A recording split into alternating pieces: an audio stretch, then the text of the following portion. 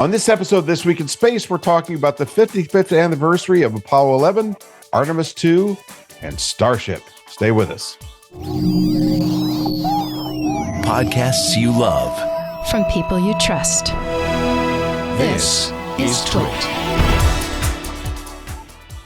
This is This Week in Space, episode number 120, recorded on July 19th, 2024.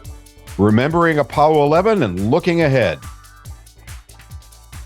Hello, everyone, and welcome to another episode of This Week in Space, the Apollo 11 and Beyond edition, and lots of beyond.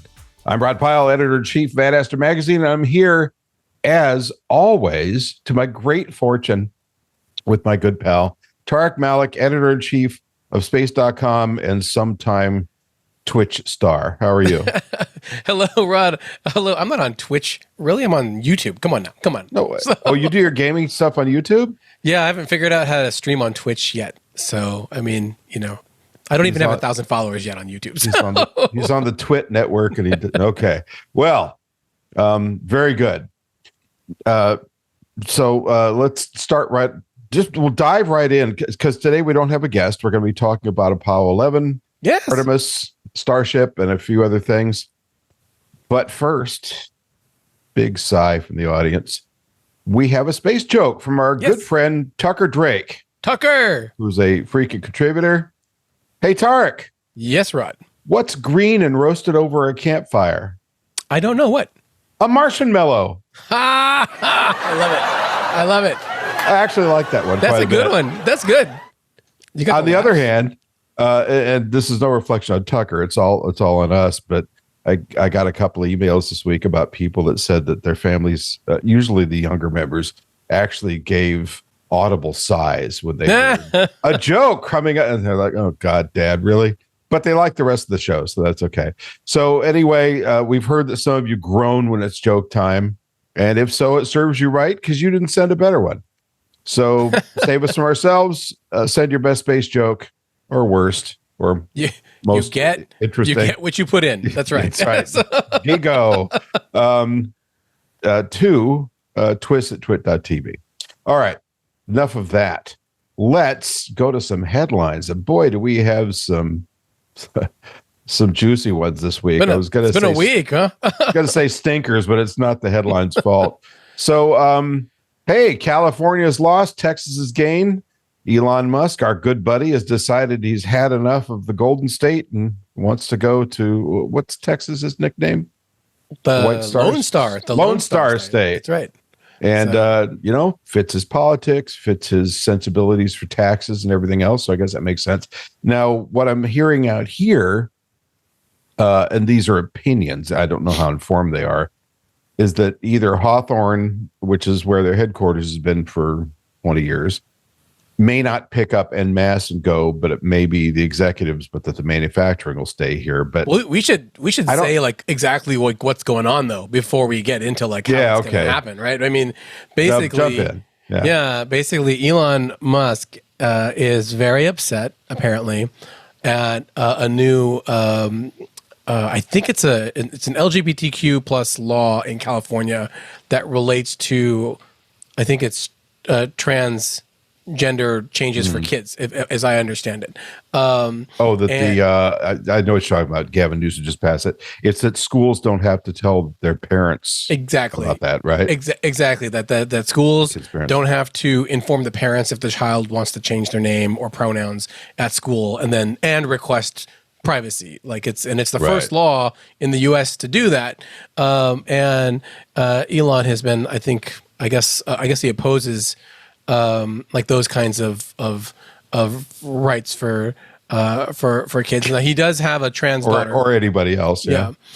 He does have a trans daughter as well. So there's like some personal history there that I'm sure is it, but he's pretty upset about that law. And he said on Twitter, I guess X, pardon me, he said that that the governor of California just signed this bill causing what he calls massive destruction of parental rights and putting children at risk for permanent damage. And then because of that, he is going to move SpaceX's headquarters to Texas. He's done something similar too when California really cracked down during the pandemic about like worker safety, about worker safety and stuff.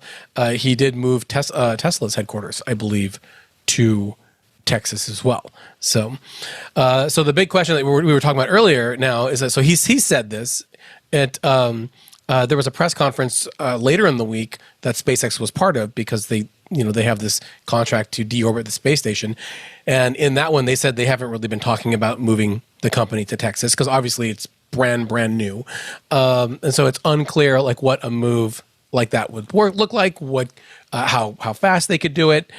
Is it just the main offices, which is what I think it would be, or is it like the factory writ large, like you were just talking about in Hawthorne? Now, they were in Imperial City, or just in Los Angeles proper for a while before they moved to Hawthorne to get the bigger. Hawthorne was the first spot. Hawthorne was the first Imperial big City? factory. When they were still flying Falcon 1, I think they had a different factory. Oh, okay. I remember when they opened Hawthorne a while ago, but that's a substantial investment if they're going to move the entire factory to Texas.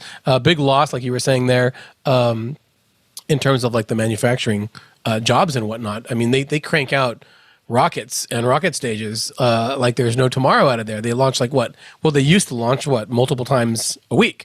Now they're grounded until they can figure out this Falcon 2 issue that we were talking about. So it's just Falcon 9. It's like the latest I don't know, I would call it like grenade in the pond that Elon has tossed to shake things up, and we're gonna have to see how it settles over time, like what they're actually going to do about it. And if you go to the headquarters, maybe, I don't know, a fifth or a sixth of the building, at least as I remember it pacing. Yeah, you've been there. Yeah, was executive offices, maybe as much as a quarter, but I think it lasts more like a fifth. And the rest is manufacturing. And it's a big place, and it's heavy manufacturing. This is like the entirety of the Falcon 9. I have only seen it and the Dragon 110 so freeway. Forth. Yeah. Yeah. So that would be a big do, but I guess they could just move the executives up, but we see how well that worked out for Boeing. So, well I guess we'll see. And you touched on this. Let's talk about that second stage failure of the Falcon 9 and what that means for SpaceX and for launching rockets, because they did most of it. Yeah, that was pretty fresh last week, right? When we met, I think it had just barely happened. Yeah. So there is an FAA investigation underway now. When SpaceX launched their most recent Starship launch out of Vandenberg, I think it was. But Falcon 9. The Falcon 9, yeah. What did I say? Did I say something else? Starship. You said that other rocket. That other rocket. No, yes, Falcon 9. When they launched their latest Falcon 9, the upper stage failed during like a relight, and they had a leak. It's still unclear to me if it actually exploded or not, because Elon, in another one of his tweets last week, he said that it had an RUD, their rapid unscheduled disassembly. But in a subsequent post on Friday, as you and I were talking in our last episode, SpaceX put out a statement where they said that the upper stage, in fact, did survive. It did deploy the satellites, just in a much lower altitude than they were supposed to be. SpaceX did try valiantly to save those 20 plus satellites or so, but they were all confirmed. Jonathan McDowell, the satellite tracker, confirmed that they've all re-entered now. They burned up and they're gone. And so that's a big loss that they're going to have to eat while they do this investigation. So SpaceX, excuse me, but the Starlinks use ion thrusters, right? Yeah, for raising and lowering their orbits, which can't compete with the atmosphere. Exactly, and they said that they put them at their equivalent of Warp 9 to desperately try to get them higher, but they were so much lower than where they needed to be. And this is this is because they actually want to deploy them at a higher altitude, and then they have a maneuver that they all do quickly after in the wake of another batch of Starlink satellites that SpaceX lost a year or two ago during a solar storm. So all of those things, they weren't able to save these ones anyway. So in the days since you and I last talked a little bit about this, SpaceX is working with the FAA to try to understand what happened. The Polaris Dawn launch of Jared Isaacman and his private crew, which was scheduled for July 31, is expected to be delayed. There's nothing public about it yet, but we're expecting them to push that one back. NASA said it's going to do its own review too, based on the results of the SpaceX and FAA investigation, to make sure that they can accept that the Falcon 9 upper stage is safe and ready for Crew 9, which was supposed to launch in mid-August. In fact, NASA put out the media accreditation just the other call. day, just recently, without even knowing if they're going to be able to launch or when.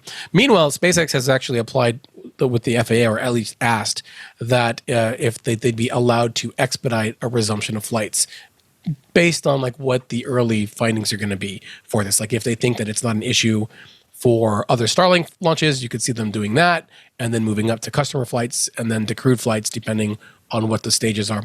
It's still unclear how that's all going to shake out, but this is a very rare failure. Well, 2 out of 310. Yeah. I mean, and they had one failure on the pad during like tests, right? That was that pad explosion. That was 2015. Yeah, and then they had the in-flight cargo launch for NASA failure, and those are the two. Those are the two primary ones. They did have a Crew Dragon explosion during some testing on the ground, but that was like really specifically around the Crew Draco things that they would have. And these satellites launches don't have that kind of thing yet. So it's interesting, because it's been a while. There was in 2015, 2014, a spate of failures with not just SpaceX, but SpaceX was one of them. But you also had the Antares vehicle failure. You had, I think, a Progress, or a couple of Progress failures, and they were all like kind of in a row. These flights to the space station, these cargo flights, which caused some ripples down the line. But SpaceX has been on a tear. They wanted to launch like something like 110 rockets this year. They were 60 plus, I believe, at the point of this one here. And so this drought is going to affect their launch targets for the year, depending on how fast they can get it turned around. So, well, we wish them luck, because they're not the only game in town, but sometimes it feels like it. And it's worth pointing out, for just in case anybody, I think most of our audience knows this, but I heard somebody saying, I was on a radio segment I was doing. They said, well, but they use these rockets over and over again, right? And I said, yeah, but not the second stage. This not is all the second brand new stage. hardware. It's always brand new, yeah. And they had a fuel leak. It was a very visible fuel leak, right? On the stage. On you can see a lot of ice and everything there, and they traced the failure to a period during a relight where they do like a 1 second fire of the thruster to normalize the orbit there for deploy. Well, let's send them a nice get well soon card. And we have another Starship. Speaking of SpaceX still, we have another Starship test coming up. Now, that shouldn't be delayed by this, correct? No, well, not that by I this. would think. Well, by the Starship is fundamentally like a much different vehicle. It has like the super heavy booster. It has the Starship upper stage, which is very different. Starship has 6 Raptor engines as opposed to the one Merlin upper stage or whatever it is that the vacuum one that the Falcon 9 rockets have. So it seems like there isn't a lot of cross pollination there. However, if there is some kind of commonality, because the Raptor engines are evolutions of the Merlin engines, if there's any kind of commonalities, they're going to want to X all of that out before they try this. However, but they've been steadily testing the Starship super heavy booster at their Starbase pads, and it seems like SpaceX is serious when they say they're going to try to catch the booster on the way down. That sounds about pressing your luck, huh? That seems really, really sporty. I thought they would at least build a second pad before they tried it. But they seem like they're really pushing it and gearing up for it, like within a few weeks. So I mean, I had expected them to try it, before the end of July, although there's not a lot of room left this month for it. So perhaps by August we'll see this actual launch and capture test, and that'll be exciting, and maybe that'll be like the big launch, private launch of the summer instead of Polaris Dawn, while they're waiting for the Falcon 9 investigation to complete. So far, every booster stage has exploded. No, Did the one that came down the ocean also explode in the last moments? No, I don't believe so. I think it hit the ocean, and if it exploded, it was because it hit the ocean. Okay. But if you bang into a launch pad and you still got some fuel in those in the tanks above the descent engines, I wonder what happens. Yeah. Well, I think SpaceX wants to find out too. But if you see the video from the booster that they shared after the Flight 4 launch, it actually like splashes down and then tips over, and then the video goes out. So it like falls down. So they made their quote unquote soft landing in the Gulf of Mexico. So that was pretty exciting to see. We'll see. Well, I mean, all right. But that's very different than hovering right next to a giant metal structure that is like trying to grab you by your little wings. You know, your little what are those? Those titanium veins that they use at the top. The grid that's fins, how it's that's how it's supposed to catch them. So, what is that? That's like how many tons is it? It's like double-digit tons. Many. That they're gonna on those little hinges there. So. Okay, let's try and pound through these before we go to break here. Sure. Oh, this one's a heartbreaker. So the Viper rover, which is NASA's, was RIP, NASA's planned rover, been talking about it for years, was going to go to the lunar South Pole region and look for volatiles, meaning water ice and things like that we can use down there. This was going to be the big crowning moment of glory for the privatization of the landers program that they've been doing with Intuitive Machines and others. Hasn't really worked out yet, but fingers crossed. Yeah. And this was our next big step towards getting back to the moon and why we're going there for resources to utilize, so forth. And politically speaking, since this is a political season and we've got a presidential election coming up, which is going to have a lot to say about what happens with NASA and the moon, among other things. This was kind of the only thing we're really doing towards the idea that we can not pull ahead of. It's like NASA's big keep mission. Up with it's their keep up with China mission. Yeah. You know, it used to be we've got to stay ahead, and now we're back in 1960. You know, we have to catch up. They're doing really well. So, and this isn't a NASA fault issue. This is a funding and continuity of mission issue. So, speaking of continuity of mission, the Viper moon rover, which is a fairly large, heavy volatiles searching machine, was supposed to land on the Intuitive Machines Griffin lander later this year or next year. It was supposed to land at the end of 2023, and that's part of the issue that why? Let me check my watch. Yeah, to the past. Yeah. Gosh. So just so everyone knows, like the numbers here, and this is because, as Rod said, it was a huge surprise. NASA put out a press release earlier this week that said, "Hey, we're going to have a press conference. It's a teleconference, which usually means it's not that big of a deal. You know, it's like a newsy update. It's not like a major update. We're going to do it at 4:00 in the afternoon, which is suspect. 4:00 means that it's the end of the news cycle. And by the way, they did not, as I recall, use the word canceled anywhere. No, they said weird. End. They said end. Yeah. Which is very strange. We're ending the mission. So usually you end a mission after it's succeeded, right? Yeah. And this Viper mission, they have spent $450 million already on just the rover itself. And I think that the Griffin lander under the NASA Eclipse program was another like $300 million. Kind of a thing. I could be wrong about that number, Rod. Please correct me if you know. Yeah. But it was budgeted originally for $505 million if it was going to be able to launch by the end of this year. Now, like I mentioned earlier, it was supposed to launch in 2023, and they weren't able to, largely because of part delivery delays from the pandemic that snowballed. So they can't keep building it until they get this specific part. It's delayed because of the pandemic, and then they all snowball down from there. And they had some other delays in developing the rover. So that was one thing. They had these delays building it, but it's built right now. The rover is finished. It's not all the way shaked and baked and tested and everything like that, but they have finished the rover, so it's done. And this is the part that's really, really sad. At the same time, like you mentioned, it's going to launch on Astrobotic's Griffin lander, their last lander, which was smaller, Peregrine didn't make it to the moon as expected, and so they had to learn a lot from that and make sure that Griffin, which is a lot bigger and a bit more robust, wouldn't suffer the same fate. So some delays on the astrobotic side for doing that. Then the regular delays from a company building a brand new rover, and then there's also some more complexity because the vehicle, NASA's just one passenger on this commercial lander. There's other passengers too. So NASA says, okay, payload. Well, passenger.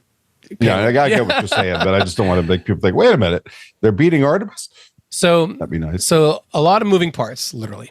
And when push came to shove and NASA looks at the schedule, they're like, well, we can't make the launch by December 2023. We are delayed in testing this rover and this lander. So the rover is not going to be ready until September of 2025. That's next year, which is also when Artemis 2 is supposed to launch after its own delays. And Viper was supposed to be like the vanguard for Artemis 2 in the beginning. Okay, so the Griffin lander also now delayed until September 2025, so it's not going to be ready to launch. And that sounds like it'd be fine, right? You got the rover and the payload ready to launch at the same time. That'd be great. But NASA thinks that there's not enough wiggle room, not enough buffer if something goes wrong with either the rover or the lander for them to be able to execute the mission and not have to spend oodles of more money. Because if the lander is delayed more, then NASA doesn't think that they can launch until November now of 2025. And Viper can only work during a very key set of the time of the year because of the sunlight that is needed at the South Pole, where there's not a lot of it. And so they said... But the best part is, here's our answer for this, right? Yeah. so word from the inside is that the Viper rover is fine. The money is well spent. It works. Yeah. There's no problem with that. Nothing wrong with it. They weren't clear about. They have another 80 to 85 million to spend to finish, but a lot of that, I suspect, is integration, because I think integration is part of the rover. And testing. Like they haven't done the shake and bake, the temperature, the vibration. They haven't done all of that stuff. So, but the answer here, instead of saying, okay, we'll go later, is to put an inert block of mass, probably a steel cube or something, on the Viper, on the Griffin lander. Yeah. To replace the rover, and pull the rover apart and take the bits and pieces and instruments and so forth away from it for use on other projects, which it's better than rolling it out the back door into the rain and letting it sit there. I don't understand. I tried. There's so much money spent on integrating it as a rover, and then to pull it apart, you've got to be blowing. And this is me, not as a NASA budget specialist or anything, opining, but you got to be blowing at least a third of that budget away, if not more. Oh, there was some other stuff like salvage. I think the ground control systems weren't set up, like the little mission operations center. I think that wasn't set up yet either. But you're right. They to make it clear, they are canceling the mission to save $85 million after sinking $450 million already into the spacecraft. So that is why they say that they don't have enough budget. Yeah. If there's cost overruns because of that, and it's still very hard to understand, because they have a rover that they don't think there's anything wrong with, and they're just gonna kind of junk it. Now they say that they'll sell it if they get if someone out there wants to buy a rover at cost from NASA, so that it doesn't cost NASA anything, they'll sell it. But you are right, because so many players in private industry have $500 million to spend on a rover, right? And in the deadline, by the way, it's like as you and I are recording this, it is July 19th. The deadline is August 1st for those offers. That's like a week and a half. Yeah. Wait a minute, this thing's been delayed by years, and now they're saying, okay, we're giving you 10 days. Count them 10. Yeah. So put in your bid here. And the nominal go forward, like you said, because they are committed under the CLPS contract separate to fly this Griffin lander mission with Astrobotic, is to fly an inert mass simulator. That's so like a tungsten block or whatever it is they're gonna choose. And they said that, well, if Astrobotic sells more space on the lander, then they'll pare down or shave some pounds off their mass simulator to give Astrobotic the flexibility to add more payloads. But that's not a lot of time, like a year and a half, to accept, solicit, and test new payloads. And then they're going to just take apart all of the experiments on this Viper lander and then try to put them on future missions. The rationale, though, for scrapping this on the science side is that they're going to fly very similar instruments on other missions. There's another moon lander that's supposed to launch at the end of this year, Prime 1, to go drill into the moon to look for ice.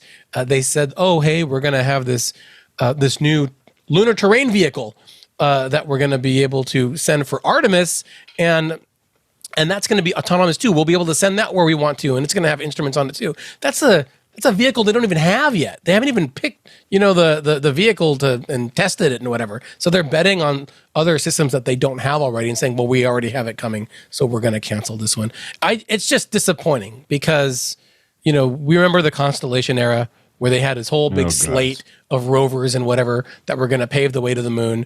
And then they canceled them all one by one. And all we got was like L-Cross impact mission and the Lunar Reconnaissance Orbiter, which is fantastic and still doing great science. And so this could be the start of that. Again, I don't know, Rod. I don't know what to say. Maybe I got it wrong and NASA's smarter than I am, but. Well, hey, NASA, this is two top media experts in their field telling you you're not looking good. So, hey, give us a call. We'll walk you through this. Okay. Now that I've embarrassed myself, one more bit here before we go into our main story. And that is the passing of Lou Dobbs, That's right. Your former boss. That's right. Well, the founder and co-founder of space.com died this week at, he was 78. I actually only met Lou Dobbs one time. Wait, he was only 78? Really? Yeah. Wow. I thought he was much older than that. He had politics that might be, not everyone's cup of tea. I do know that he was very interested in space and that he saw it as a business maybe a lot earlier than what everyone did. He wrote a book about the business of space as well in the early 2000s. Now, I never met Lou in person, with the exception of one time at like a renaming party for the company. We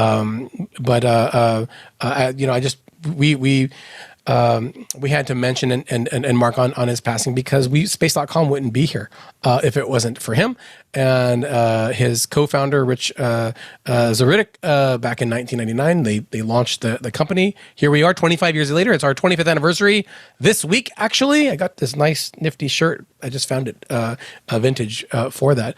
And I'm just very thankful that there's a place where we can all celebrate space and on the internet like we have, and we wouldn't have had that without him, I think. So yeah, it's a bit of a solemn week for us at Space to kind of mark the passing, but it's also kind of a weird celebratory week too because it is our anniversary and we're looking ahead to the next 25 years and beyond.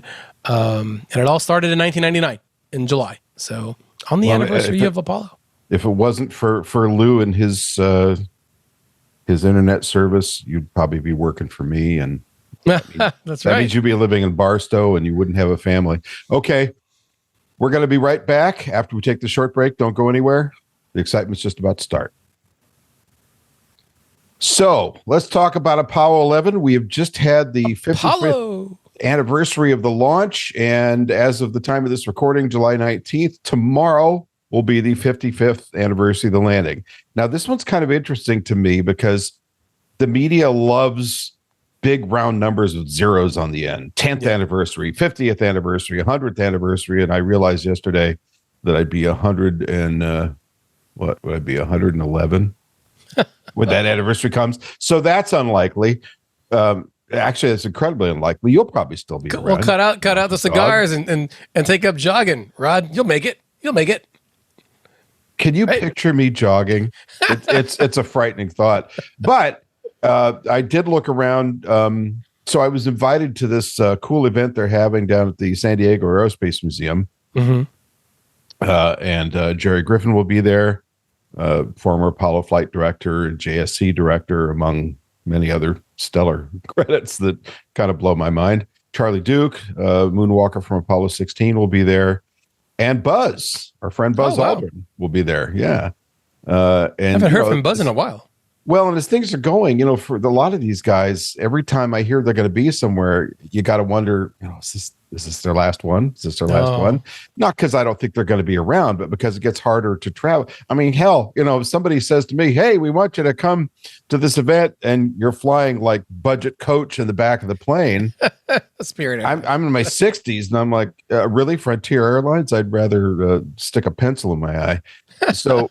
I imagine for people in their 80s, 90s, traveling is a little tougher than that. So kudos to them. I'll come back and brag about it afterwards.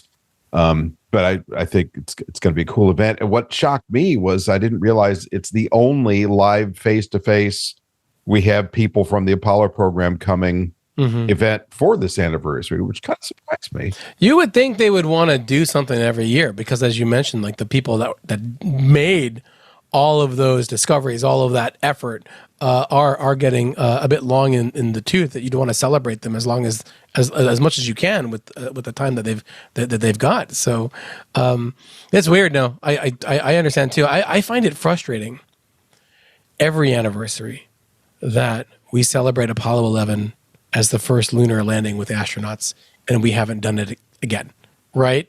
It's kind of remarkable, isn't it? 55 years 53 years locked in Earth orbit, and doing great things. But yeah, I went back 5 years to like our last anniversary when Space.com was 20, because Space.com was founded on the 30th anniversary of the moon landing on July 20th, 1999. In fact, that was Space.com Day in New York City.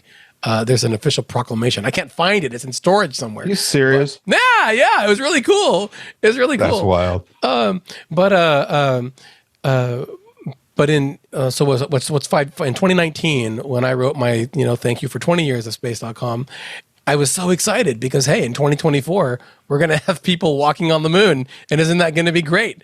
And now here we are in 2024, and we don't know when people are going to be walking on the moon. Maybe 2026. Well, we know somebody will be walking on the moon. The question is, what language will we be hearing down here? Gosh. All right. So as long as we're talking about this, let's take a stroll down memory lane, shall we?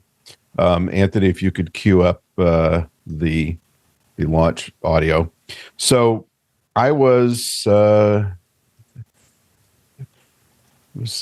or 12 when Apollo 11 launched. And back in those days, and I'm playing this not just to belabor the point that I'm an angry old man, but because well, here we go. Oh, yeah. 1, 0. Look at it go.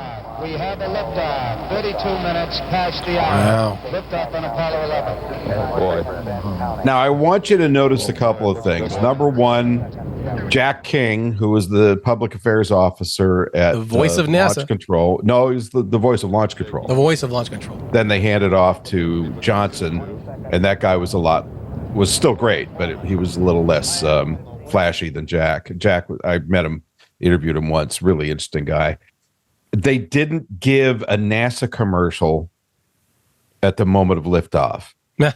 So ever since kind of the middle of the shuttle era forward, it's like, and we've cleared the tower, mission 151L, exploring new heights in space and taking Coca-Cola into, I mean, it goes on, and it gets worse as things go along, and it just makes me crazy, Yeah. I like, and this is me being a cranky old man, I liked the kind of spare, engineering-oriented, just that it was the facts, going. ma'am. Look it's going. Look at what we've done. The engines are burning, and then we heard. So that's one thing. But then as we go along, and this is still the same, I think. You hear Neil Armstrong talking like he's walking his dog around the block. He's not even excited. His heart rate doesn't sound elevated or anything. I don't know what it actually was at launch. It wasn't. Oh, they tell you though, like Jack King will tell you, or when he's walking on the moon or landing on the moon. He's walking on the moon, yeah. But for the launch, he's like, roll program. All right, coming up on stage separation. It's like, yeah, no big deal. And this was the, let's see, 8, 10, this was the third crewed flight of the Saturn V, right? Yeah, you had Apollo 8 and 10, which was the near And then landing. 11. And 11. And that was it. And, this was a massive experimental, essentially, rocket that had flown just in testing twice before they put a crew on it. So, in addition to how much courage it took to step into the Apollo 8 mission, now you're taking that sucker's upper stage all the way out to the moon, and you're gonna go into lunar orbit and land, and that's a big thing. So, okay, we've heard enough. That's good. Thanks. It's crazy as we're watching this video that I'm sure we'll have a link in the show links later of the Saturn V, and I can't get around the fact that last year I watched a rocket bigger than that lift off the ground, right? And with Starship and what bigger, that's going to be like, yet with less capacity, which is frustrating as well. Yeah. I mean, yes, it can carry a large mass somewhere, but not to the moon without 20 refuelings. And there is that. So they can tell you, it can carry more into orbit, but it can't get more to the moon. So without, I mean, that Saturn V rocket had everything that it needed to get there. It got off the ground and then it just went. It didn't sit there. And it in took orbit. People and a lander. Yeah. Wow. Yeah. And a car. Eventually. Yeah. So speaking of landers, let's go to the landing clip. So before you roll that, Anthony, hang on one second. So this, and I'm indulging myself here, so you'll have to pardon me, but this is a very, very fond memory for me because, again, I was a first-year teenager, hauled into the living room at, I think it was 6 p.m. here, 8, something like that, to sit in front of our little crappy 13-inch black and white television to watch one of 3 networks. When you watch TV in the U.S., it was either one of the 3 networks or some awful local channel. But you watch the networks because that's where the cool announcers were. So the anchormen were Walter Cronkite, of course, on CBS. I think Huntley and Brinkley on are they ABC or NBC? I should remember this. I don't.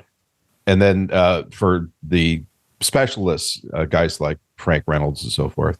But Cronkite was my guy. I think it was for a lot of people, largely because he was charming. He felt like an uncle, and he really knew the program. And he was friends with the astronauts, and he was kind of the inside guy. So sitting there, listening to this descent to the lunar surface with Neil Armstrong and Buzz Aldrin was riveting, even though we didn't know a tenth of what was really going on. And because, if you were interested in the Apollo program, which I was, there was Life magazine. There weren't any books yet, except for the NASA pamphlets that were published, but there's none of the plethora of books now. There was no internet. So there was Life magazine, Time, a couple of others, and newspapers, and then NASA handouts. And that was it. Yeah. And if in school, I kid you not, I mean, I would go to the school library. This is elementary school.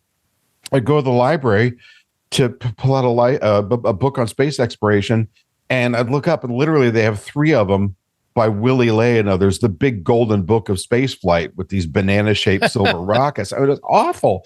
So for a kid that was interested in this, there was nothing but watching the television network. Okay, so we're going to listen to a little bit of the landing. Now, bear in mind, they're this very, very lightly constructed, just enough to do the job spacecraft, lunar module, called the lunar balloon for a good reason. It was so thinly hulled that when you pressurized it, it expanded. Now, Neil just said, that's Neil Armstrong, program alarm. The computer had packed up, which it did 5 or 6 times during the landing, I think 5, and basically did a reboot sequence, which it was designed to do, but they didn't want that happening. So imagine hurtling towards a lunar surface. You're shooting way over range, so you're coming in long. You're going to go past your landing zone. Soon fuel is going to be getting critical, and then your computer reboots again. And without the computer, you don't know your altitude or your speed or your range or a whole lot of anything except what you can see out the window. He did have little etchings on the window that he could look past that look kind of like sextant scale. But that's real loose eyeballing because you move your head 10 degrees and suddenly you're in a different spot. Anyway, let's listen. How's it looking, guys? Things look real close. Are you on That's Aldrin. Maybe I just okay. And you'll hear another program alarm. It's still looking that good. Mount 68 now, well, may be the problem here. We can monitor ground stage. Roger. Flight side looking real good. Velocity down out of 1,200 feet per second. You can hear the quality of the signal is awful, and all we had was radio. There was no TV of this. So we may tend to lose as we gradually take over. Let me try auto again now. See what happens. Gonna try this turbo again down. Okay, looks like it's over. Roger, we got good data. Okay, turbo down. That's a friendly flight. It's holding in there pretty good. Roger. 7:30 coming up. Okay, everybody hang tight. It's 7 minutes, 30 seconds. This is great. Velocity's beautiful. Roger. Altitude 16,300 feet. Descent to fuel crit. Descent to fuel. Fuel crit means fuel critical. That's right. He's running low on fuel now. Come on, Neil. You can do it. Well, and so Armstrong's actually flying the thing at this point. He's taken over from the computer, and Aldrin is not looking out the window. Aldrin is just watching the computer displays and reading off the displays to Armstrong so he can hear it while he's staring out the window. Got an estimated, what's our T go? 30 seconds. Okay, we got quite a while in this recording, so maybe we should skip ahead. So, they keep getting these 1202 and 1201 errors on the computer, which, are a heart-clenching moment. And again, you hear Armstrong going, computer alarm. Then a minute later, give us a reading on that alarm. And in Mission Control, they're not freaking out, but there's some tension there because nobody immediately knew what the alarm was. I thought, what the hell's a 1201? Fortunately, Steve Bales, who was on a console down in the trench. Coming up. Oh, they're landing. Okay, I'll tell them in a minute. So that's 30 seconds until they have to abort, and they're still off the ground. Contact light. Contact.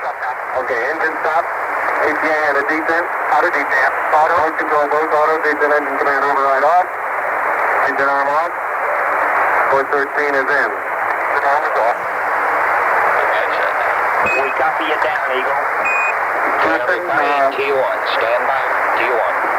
Tranquility Base here. The Eagle has landed. Okay. Yay! That's enough of that. And you gotta get the music swells up and everyone is like cheering. Do right? Like actually, there were a few cheers of Mission Control, and then Yay! There we go.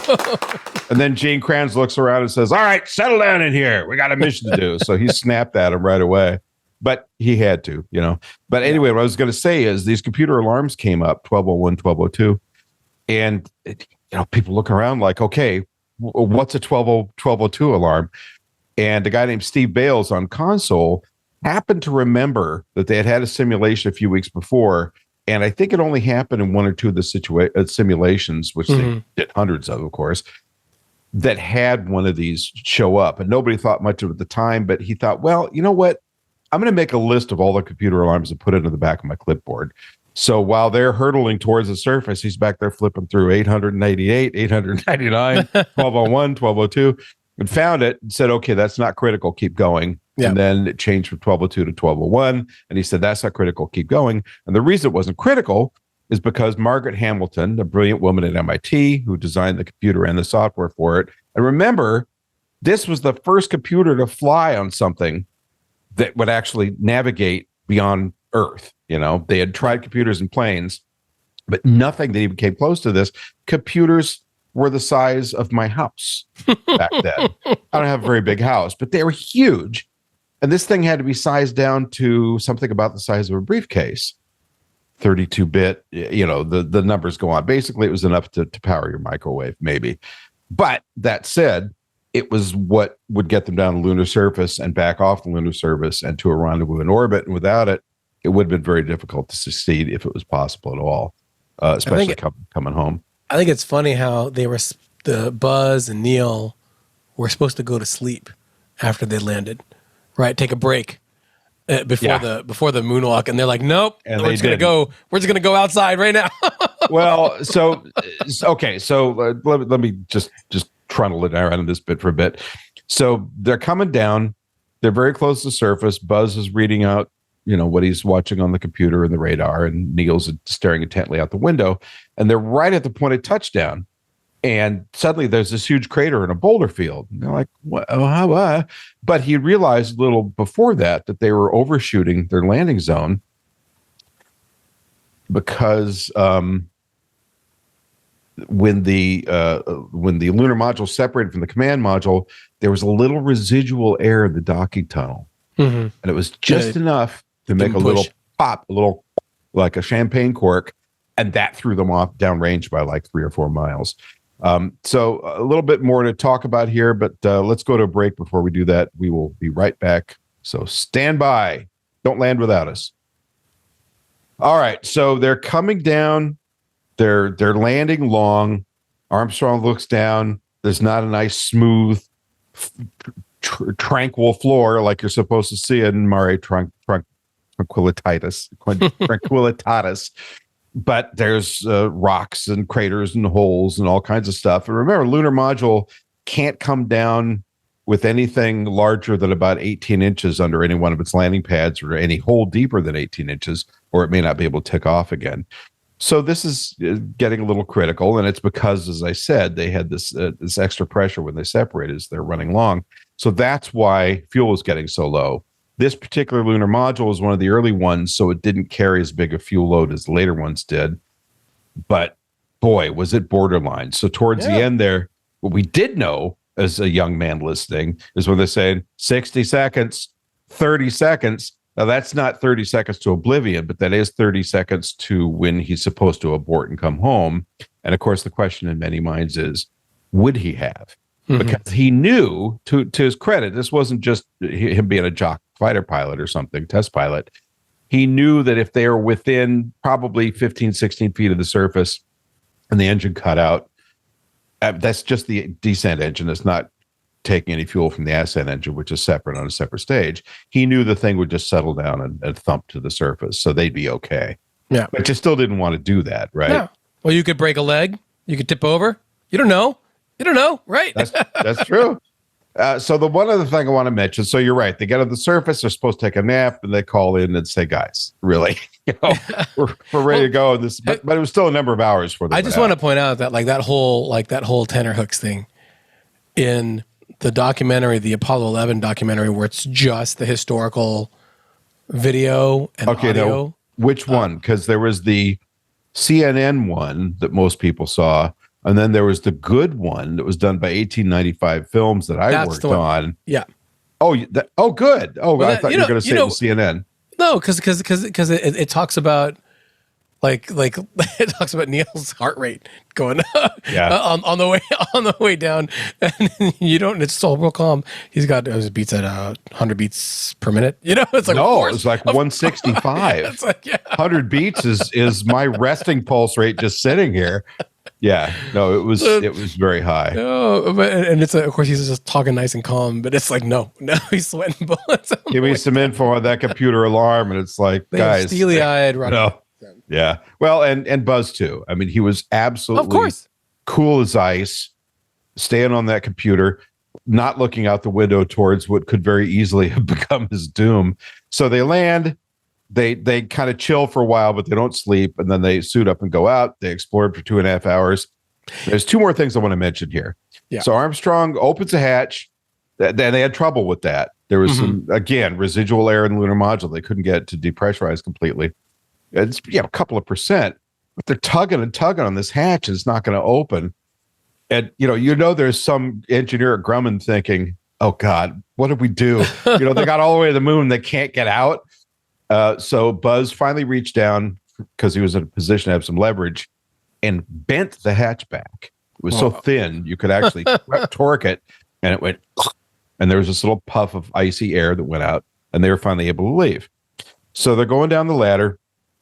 Now, the lunar module's in a vacuum, so you can't hear anything. You don't hear this little snap when Neil's going down the ladder. Neil gets out of the bottom of the ladder, and he says his famous words, 1 step for a man, one giant leap for mankind, although all we hear on the recording is one step for man. Don't know what happened to that A. And he's standing on the footpad. He starts describing the lunar surface. And within a minute or two, Mission Control says, okay, Neil, time to get on that contingency sample. Now, the contingency sample is where you've got a little, like the thing you see people picking up trash in the park with. It's a little handle with a grabber on the end. And Neil was supposed to very rapidly grab some dirt and pebbles off the surface and stick them in his pocket. And the reason it's called the contingency sample is because if you have to take off in a hurry because of an emergency, you want to have something. With the billions of dollars you spent getting there, you've got a little piece of the moon. Well, he's talking, and they're saying, Neil, contingency sample. Yeah. So anyway, over to the right, there's these really cool craters, and wow, look at the colors there. And the texture, and boy, the just soil grab the dirt, Neil. Just very grab powdery. the dirt. Yeah, and they're really starting to get a little heated under the collar. So he finally does it, but that's kind of cute. Okay, so a lot to say about the moonwalk, but we'll do that another time. Well, I'll just point out that in the film In the Shadow of the Moon, which interviewed most but not all of the Apollo moonwalkers and the Apollo astronauts, Buzz Aldrin did say that as he was on the ladder going down, that he did take a leak in his spacesuit to become the first person to pee on the moon. So, which thank you for that. I would like to let everyone know that. So it's a very good documentary. You should watch it so that you can get that tidbit straight from the astronaut's mouth. What was not a documentary was First Man, which shows a depressed, practically schizophrenic Neil Armstrong stumbling around the moon, feeling all dejected about the loss of his daughter. And I'm sure that was a big deal. But you don't get it by listening to the downlink from that moonwalk. Mm-hmm. He was happy. He was engaged. He was curious. He was having a fantastic time. They both were. But in that movie, Ryan Gosling's wandering around. Oh, I guess I'll throw the bracelet over here, which he never did, by the way.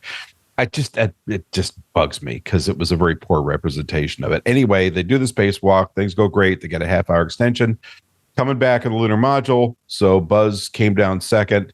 And Buzz is first back up the ladder, and they get inside the LEM, and they hook up to the air supply in there so they can throw their backpacks and cameras and other heavy stuff out the door because the LEM is running by a very slim margin. And if you ate an extra taco that morning before you got in it, you're not going to be able to get back into orbit. So, they're getting rid of everything they can. They close the hatch. And remember that I said there was that little snap when Neil was climbing out of the LEM? Yeah. There's that little snapping noise. Well, turns out of the 200 or so switches and circuit breakers in the lunar module, the one that his backpack bumped and snapped off was the ascent engine arming breaker. That's right. Which is the go home button, right? So they phone into Mission Control and say, hey, guess what? We snapped off that switch. So there's, I don't think there's a brief panic or anything, but there was certainly stress. So they were now going to have their sleep and rest period before they came home. And the engineers at Grumman are getting together with the guys at the Cape at Mission Control, Johnson Space Center, and saying, okay, let's figure this out. So they work out this elaborate rerouting of switch positions and breakers and so forth to make sure they can actually get back. But when the time comes, my man, was it Buzz Aldrin, right? My man, Buzz Aldrin looks at it and says, wait a minute. Don't telegraph the ending. Okay. Jeez. You got to give me something. Looks at it, pulls a Fisher felt tip pen out of his pocket, uncaps it. The point is just the right size to fit into the hole where this thing snapped off. And he goes, click, and resets the breaker. NASA saves the day for 29 cents. Fisher space pens. That's the cheapest fix in American space history, and probably only beat by the Russians, who probably fixed something with a pencil because they like pencils instead of pens. Also immortalized in the animated film Fly Me to the Moon about a group of three little flies that fly to the moon. So thank you for that. Do you want to add anything else about Apollo 11? Because we probably ought to break again. I think it was amazing. I think it was amazing, and it's something that we should celebrate. That we were the first that we were able to send. We as like humanity, not we as like rah America, rah. Right? That's no. Excuse me. Who did it? Well, I believe it was the United States. It was, but I don't recall it as like the Soviet Union or China or anybody else giving us a whole lot of help on this. So just saying, I'm not a nationalistic core. Well, maybe, but we should talk about what's coming next after. Take a little credit for that. Yeah. We will. You'll get your piece. But let's take a moment. I think what you're going to is we really ought to have a moon day. July 20th should be a national holiday. It says, hey, we did it. It was 500,000 people almost, $20+ billion of effort, a martyred president, people working around the clock, divorces and alcoholism and all this stuff that happens when you got people on a mission, but they did it. It was remarkable. And whoever gets back there first in the next handful of years are going to be the second ones. Just saying. Just saying. So I'm sorry. I didn't. Oh, look at the balloons. I didn't need to. What was that? Wow. I keep having, every time I get a system update on my Mac, it switches back on the gestures control. So I'm sorry. Did you have more you want to say? But that's a good point about, celebrating. No, I'm just. We can talk about what's coming up in the future, how it influenced all that stuff. In a bit too. So and we're going to, as soon as we come back from this break, stand by for countdown. So we got our astronauts back from the moon. They went on a world tour for about a month, drove them bats. That's after 3 weeks of quarantine, because we wouldn't want to hurt the world with moon germs. And by the way, they're concerned enough about moon germs to put them in quarantine. I think it was largely a PR move. But let's not forget, after the capsule splashes down, 3 skin divers swim over there, open the door, throw in some biocontainment suits, stuff, right? And say, okay, dress up. It's like that's the moment that the tentacles get out and take over the planet and make us all green and warty. But anyway, so 5 more lunar landings. And the Apollo program wraps up at 72, and we haven't been back since, nor have we left Earth orbit since. So, with people. Yeah, with people. Artemis 1 went to the moon. Got real close. Calm down. All right, I'll let you have your say. All right. But, from my perspective, having lived this and then lived this long interval waiting and having been through the plans for the, George H.W. Bush had a proposal for his space program, lunar landing program. Reagan, of course, had the earlier iteration of Space Station Freedom. And then George W. Bush has the Constellation program. Boo. We keep getting these promises about, okay, we're going back. You get to relive, and nothing. So finally, now Artemis rises from the ashes of the asteroid redirect mission. Yes. Both of which are using hardware left over from some of the designs for the Constellation program. Yes. So it's a very weird hybrid of bits and pieces and stuff you find littering the sides of the freeway to put together and get us back to the moon. So we've had the flight of Artemis 1. Tariq. Yes. What's next and what's in our future? Because you know everything. Well, I wish that were the case. And I hope against hope that by the time we circle back for the 56th anniversary, that will be like a month away, 2 months away from the actual next launch to the moon with astronauts. But the sad reality is we've had a lot of delays, and when we thought we'd have astronauts back to the moon, which we thought we would this year, then we've had yet more delays to next year at the earliest, and the same thing is true with when they're going to land on the moon, which we can talk about a little bit because, oh my gosh, but at least right now, 55 years after Apollo 11, I can say that we can be assured that Artemis 1, that first uncrewed trip to the moon, wasn't a big write-off. That the NASA actually this week rolled out the next rocket, the core stage, the Artemis Space 2 Launch System, Artemis 2 booster, and they rolled it out of the factory, and it's it's shipping out to the Space Center so they can start building the next rocket for Artemis 2. So that's progressing, but it feels like it's going like molasses, and this is looking back at that time.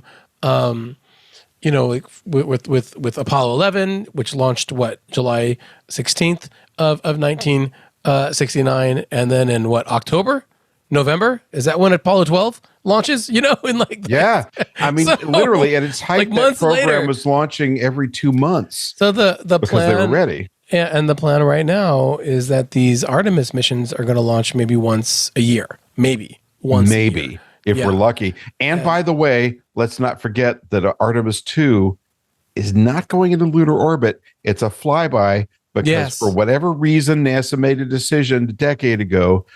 The SLS upper stage and the service module are so underpowered that you can't go into and leave lunar orbit. Yeah, and that's only fly by, which is embarrassing. Yeah, you need to have a more powerful upper stage. They call it the exploration upper stage. That they're building. Boeing is supposedly building it. We know Boeing has their own problems with the stuff, but say what you will. The SLS worked pretty well when they launched. So I think that they'll be able to iron that part out.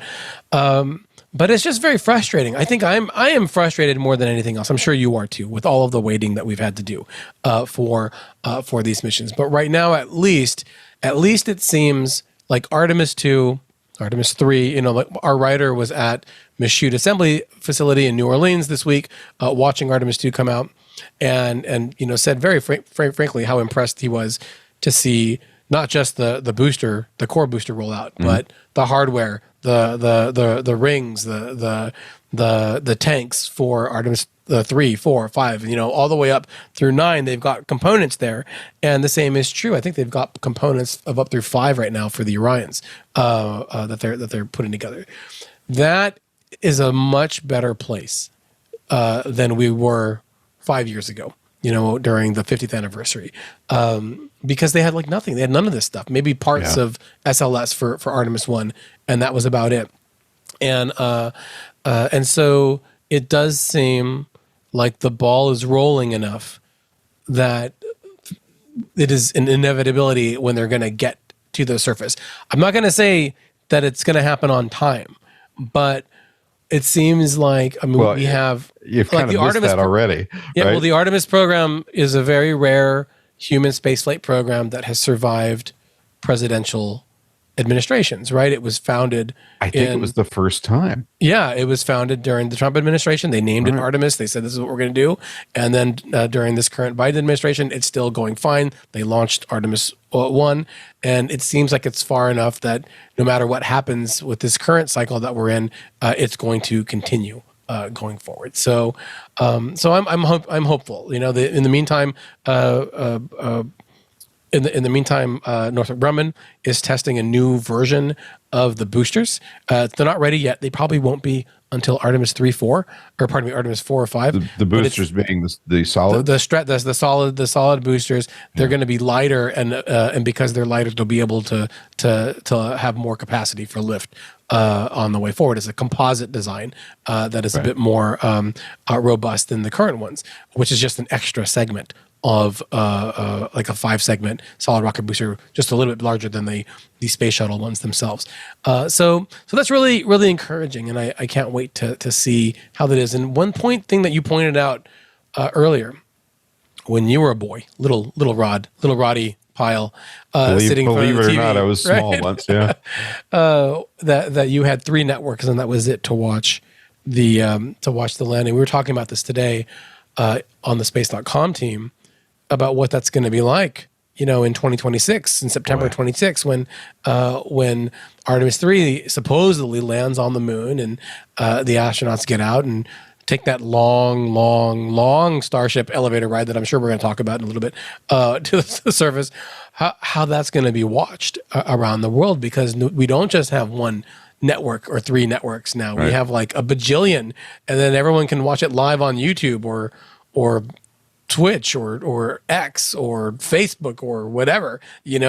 How much more will it be watched and broadcast and commented on? I'm sure you and I will be there doing it all in real time. It's going to be interesting to see how many people see it this time as opposed to last, and what effect that's going to have around the world. Will you and I be there? Well, hopefully, unless we get hit by a bus. We'll be alive, but will we both be alive on the same channel, which would mean being on space.com? Let's see. I don't believe I've ever been live on space.com. Well, perhaps Actually, my face has never appeared on space. Anyway, we'll have to figure that out. We'll have to figure that out because that's going to be a mission and a half to track. We got, apparently we have some time. All right. Speaking of time, we'll be right back and we'll have our last segment. Stand by. So you're right. We do want to talk about the human landing system because that's an important topic. But one thing I wanted to talk about before that, if I may, is this upcoming election. So we can expect, I think, if Biden / fill in the blank is elected for a Democratic administration, will probably have more of the same generally. So there'll still be some struggling for funding. There'll still be some delays, but things will continue pretty much as they are. The big question mark is what happens if we have another Trump administration. Now, Trump administration was where this renewed moon interest really got kicked into high gear anyway. Mm-hmm. So that gives us a little bit of an indication. There was an editorial published in Forbes recently by our friend of the show, Greg Autry, and Alexander William Salter. And I'm paraphrasing a bit here, but some of the quotes are: competition with China will be the key issue. Quote, America is increasingly vulnerable to threats from abroad, many of them celestial in nature, unquote. Quote, to win, we must counter the space ambitions of aggressor states while leading the free world towards forward to prosperity in the final frontier, unquote. So what does that mean? I mean, that's rhetoric. Yeah. But the idea is that China is now filling the boots of the Soviet Union. I mean, that's what got us kicked into high gear, at least attempted high gear, where we were going to try and get the first lunar landing in 2024 during the Trump administration. Didn't happen. May not even happen during a second Trump administration if there is one, but we hope it happens at least before 2030. And then, of course, as I've opined before, I think the Chinese, unless they're absolutely sure it's not going to work, will take pretty much any risk that's needed to land before the end of 2029, because that's the anniversary of the Communist Party's seizure of China back in 1949. So that's my bit on that. Let's hear yours. Well, I think you're right. I think that if Biden wins, then it will just continue. I mean, it will be very interesting to see if there are changes in the funding levels for NASA because of what we're seeing already with the cancellation of Viper, et cetera, we were talking about earlier. If they're going to get a little bit more buffer, a little bit more padding, so they don't have to do that. And then, but if you are, I think, spot on. If Trump has another administration, there is a special place, I think, that they see space playing, and we've already seen Bill Nelson, the NASA administrator, currently really pushing hard on the China competition when he is speaking before House subcommittees and House committees and Senate committees on funding for NASA. They need to do this because China is already going to.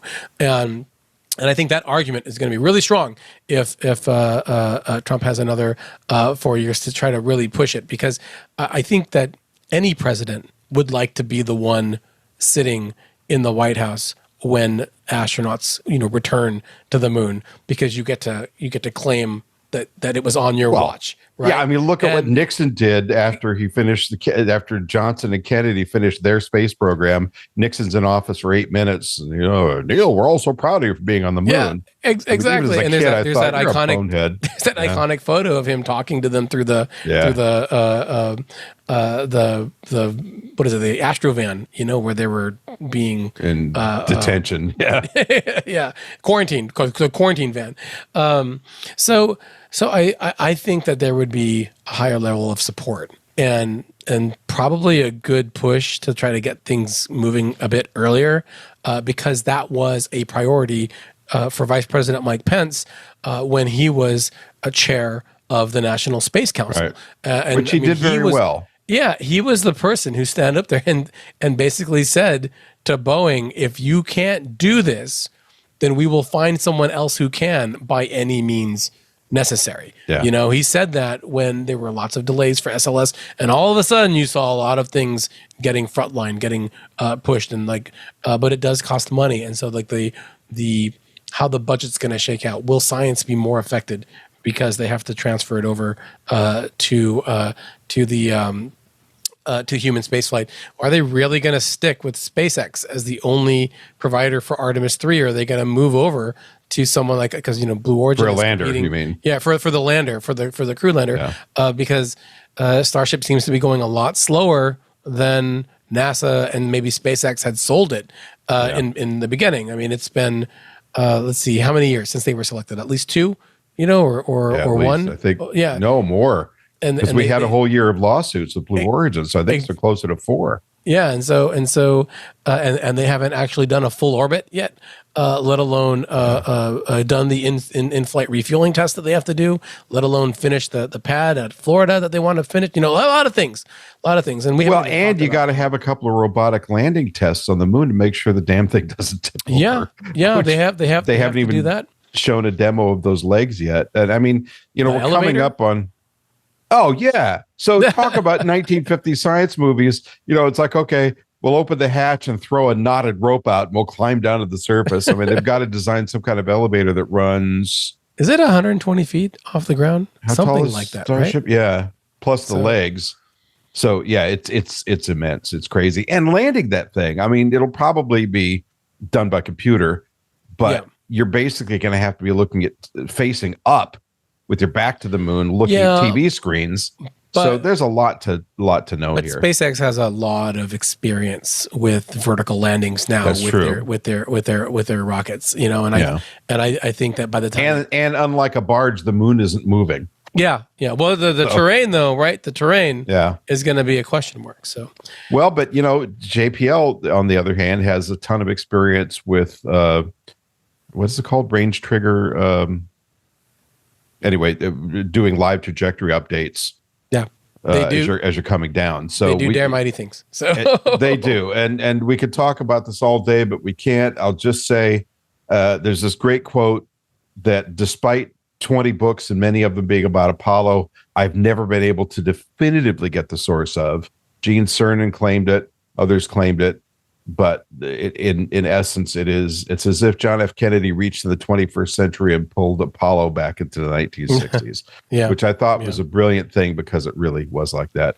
All right. And let's just say, I'm going to call it right now, but in 5 years from this week, in 2029, NASA astronauts will be walking on the moon. I'm going to say that. I'm going to say it definitively, and you can have this chair, Rod, if it doesn't happen. You can have this chair if we don't have Artemis astronauts on the moon by July 20th, 2029.